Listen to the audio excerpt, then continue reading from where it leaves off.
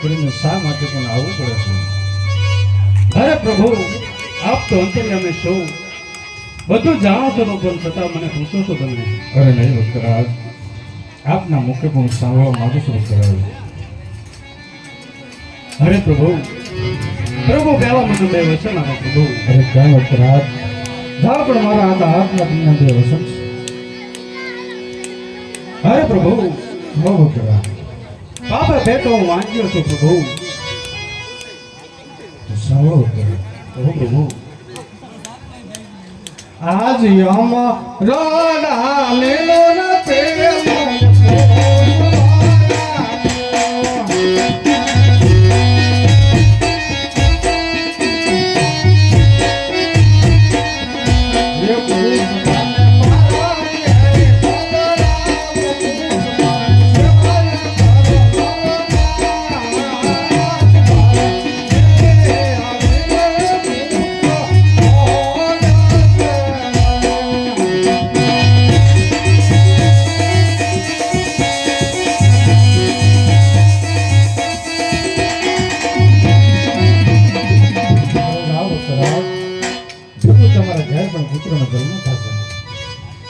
બહુ સારું. અરે હા, કહેવતમાં કીધું છે કે એક દીકરો દીકરા વાળાનો કહેવાય ને એક રૂપિયા વાળાનો કહેવાય. તો લાવો બીજું વસ્તુ માંગો. અરે પ્રભુ, અરે પોકરણ ગઢની ભૂમિ ઉપર ભૈરવ નામનો રાક્ષસ હાહાકાર મચાવી રહ્યો છે પ્રભુ. પ્રભુ એનો સહાર કરવા પોતે પધારો. અરે કામ ભક્તરાજ, ભક્તરાજ તમે મારી પણ માંગણી કરી રહ્યા છો એ તમને. અરે હા પ્રભુ.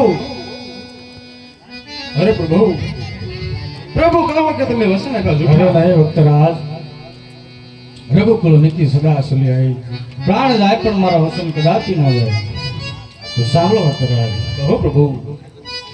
આજ યમ રાડા લેનો રબી જોય પોસ ભાયા.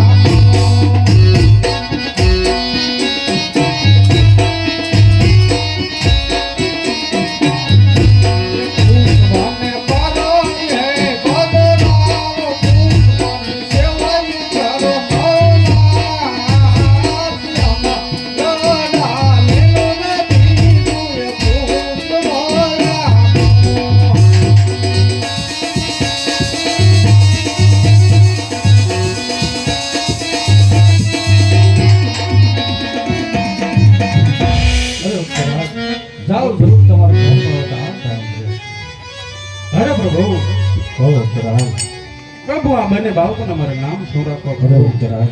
પહેલો જે પુત્રનો જન્મ થાય એનું નામ પણ વિરમદેવ રાખજો, અને બીજા બાળકનો જન્મ થાય એનું નામ પણ રામદેવ રાખજો. અરે પ્રભુ, આ બાળકોની નિશાની આપો પ્રભુ. અરે ભક્તરાજ, ભાદરવા સુદ દશમનો મારો જન્મ દિવસ થશે અને તમારા મહેલની અંદર પણ કુમકુમના પગલા પાડીશ અને ઊની કળકળતી પણ ટેપ ઉતારીશ. તેથી માનજો કે આજ દ્વારકાનો નાથ પધારી રહ્યા છે. અરે પ્રભુ, મને ખરેખર વસન આપ્યું તો મને એકવાર પિતા કહીને બોલાવો. હવે સાંભળો ધરાજ.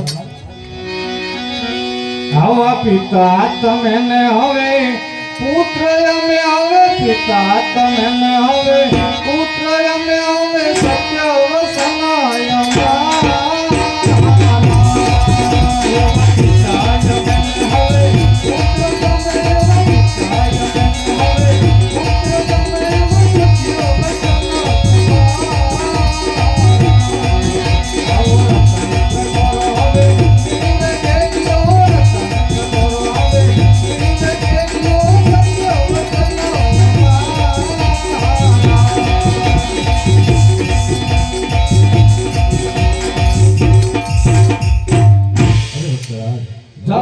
તમારા ઘેર પણ આવતા ધારણ કરીશ. અરે બહુ સારું પ્રભુ. અરે કેમ પ્રભુ લ્યો.